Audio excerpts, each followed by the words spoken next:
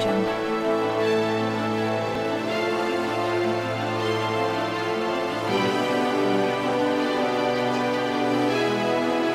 Audio Jungle. Audio Jungle.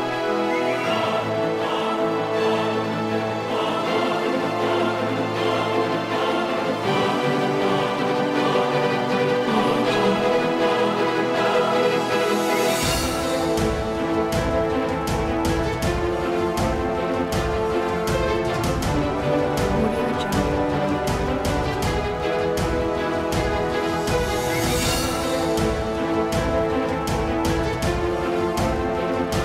Audio Jungle.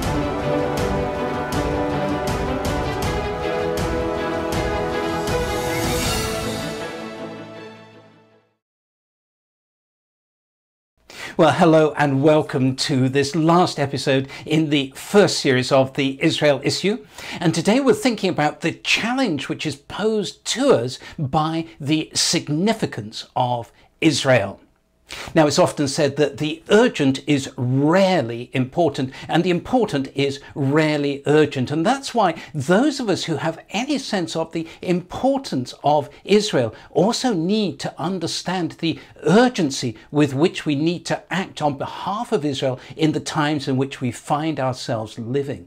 And this is because Yeshua said, "Blessed are your eyes because they see, and your ears because they hear. For I tell you the truth, many prophets and righteous men longed to see what you see, but did not see it, and to hear what you hear, but did not hear it." Now, most of us live with pressures which cause us to prioritize the things which seem most urgent, even if in the light of eternity, actually they are not so important. And the result is that we can well miss the privilege and indeed the responsibility we have as end-time believers to actually see the fulfilling of prophecies made by God thousands of years ago. Things like the return of the people of Israel to their historic land and the beginnings of the nation to turn back to God. Now, I just wonder if prophets like Ezekiel or Jeremiah were around today. What would they be saying to challenge us about the urgency of the times we live in and the way we therefore should be living? What our priorities really ought to be? I think they would have many challenges to us, and particularly with regard to the end-time warnings that Yeshua gave, such as this one. You will be handed over to be persecuted and put to death, and you will be hated by all nations because of me. At that time, many will turn away from the faith and betray and hate each other, and many false prophets will appear and deceive many people.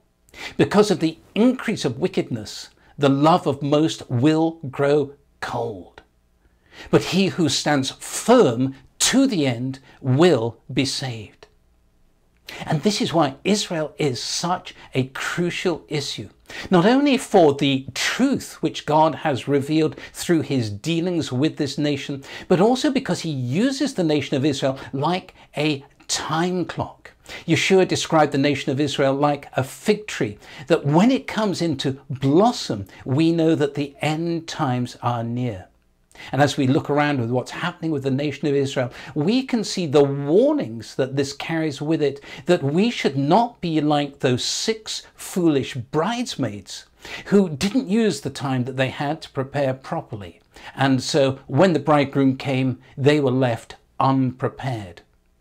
If we are to do what we could and should be doing in this time, it requires intentional decisions on our part with a clear understanding of what we really ought to be about.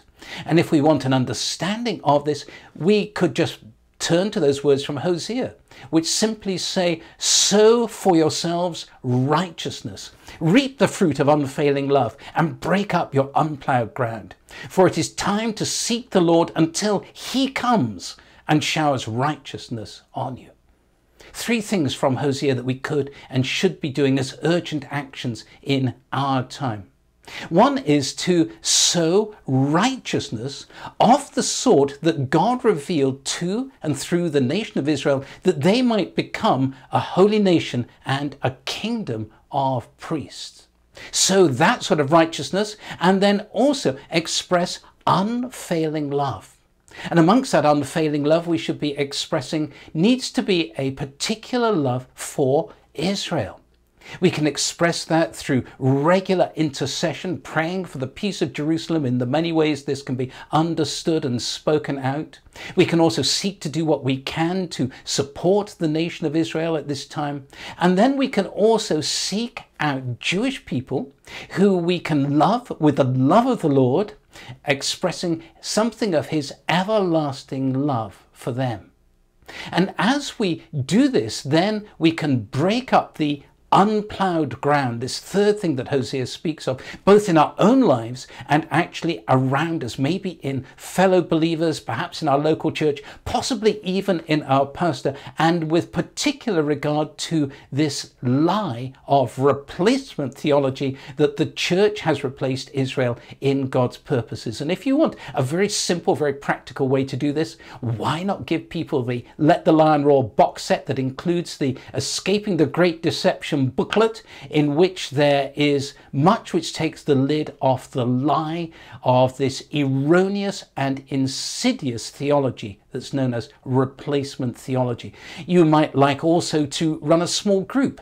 You don't need many people to do it. We've made a short DVD course based on the Let the Lion Roar film with study booklets to go with it, so it's all there just for you to follow through. And as you study God's truth together about Israel, he will reveal by his Spirit ways in which you yourselves can shine light on God's truth. We're not called to do the impossible, to drive out the darkness in this day and age in which we live, but we are to switch on the light, because as we do so, we fulfill that calling of Ephesians 3:10, which says that we are to make plain this mystery, which for ages past was kept hidden in God, that through the church, the manifold wisdom of God should be made known to the rulers and authorities in the heavenly realms.